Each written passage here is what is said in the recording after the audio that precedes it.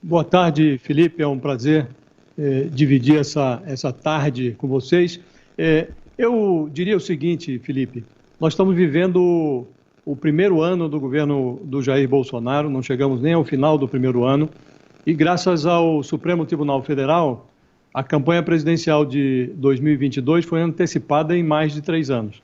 Quando liberou o Lula da cadeia, numa votação em que a regra que permitia a prisão em segunda instância foi enterrada por 6 votos a 5, a Suprema Corte forneceu a esse eterno candidato petista um kit disfarçatez. Esse kit tinha a chave da cela, o microfone, que o Lula já utilizou 2 vezes em menos de 24 horas, e uma pose de vítima que engana os devotos e os desavisados. Munido desse kit que recebeu do STF, o Lula deu início à campanha e elegeu como adversários o Jair Bolsonaro e tudo o que o Bolsonaro representa. O Bolsonaro, por sua vez, que também desde a posse vem caindo na pesquisa, hoje ele tem aí o apoio, segundo as últimas sondagens, de alguma coisa em torno de 1/3 do eleitorado, ele também saboreia a perspectiva de uma polarização que lhe permita reivindicar, por meio da ameaça de volta do PT, de volta do Lula, reivindicar o voto antipetista que o ajudou a chegar ao Palácio do Planalto, mas que desembarcou dele, está num acostamento ali, esperando para ver como as coisas se resolvem e para definir o que vai fazer na campanha de 2022. Então, eu diria que a campanha foi antecipada, os principais contendores são o Lula e o Bolsonaro, e essa campanha, você tem 1/3, mais ou menos, do lado 1/3 do eleitorado do lado do Bolsonaro, por hora, e tem 1/3 que tradicionalmente costuma acompanhar o PT, e tem o outro terço do eleitorado que é quem vai definir a eleição. Então, o que eu acho que o Bolsonaro e o Lula erram, onde eles erram, é na suposição de que o Brasil continua sendo um país de tolos. Não é mais.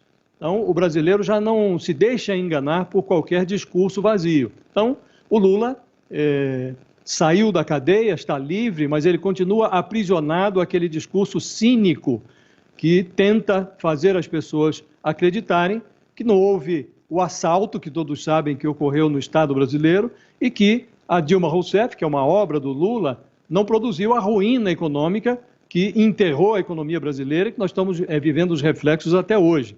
Então, o Lula tenta fazer o país de idiota e o Bolsonaro, acho que ele tem que se convencer de que a língua em riste não resolverá o problema dele.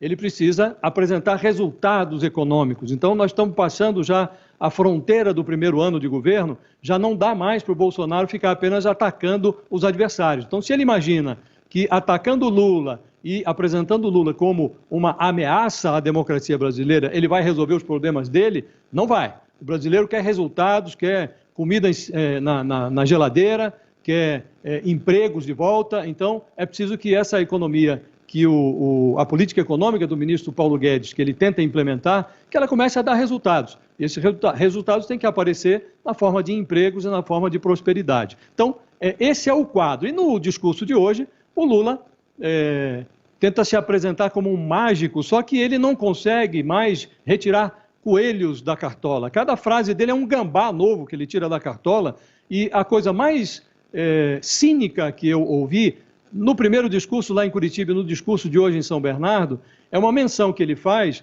à pesquisa do IBGE, que o IBGE divulgou dias atrás e que ele assistiu lá pela televisão, ainda na cadeia, e ele diz que essa pesquisa prova que, depois que ele foi preso, a vida dos brasileiros piorou. Ocorre que os dados do IBGE, que apontou a existência de 13,5 milhões de brasileiros vivendo na extrema pobreza, com menos de R$ 145 por mês, esses dados são de 2018, portanto, dados anteriores à posse do Bolsonaro, e eles refletem os efeitos do governo da Dilma Rousseff. O IBGE esclareceu que a extrema pobreza começou a crescer desde 2014, que foi quando a Dilma mergulhou o país, a economia brasileira, no caos. Aliás, não era nem o caos, aquilo era o pântano. Então, esses reflexos se mantêm até hoje, e a pesquisa do IBGE reflete esta fase, mas o Lula se esquece de lembrar, ou lembra de esquecer, de mencionar esse aspecto, que isso é decorrência do governo do PT. Então essas coisas não colam mais. Então nós estamos vivendo esse estágio, campanha antecipada, 1/3 de cada lado e no meio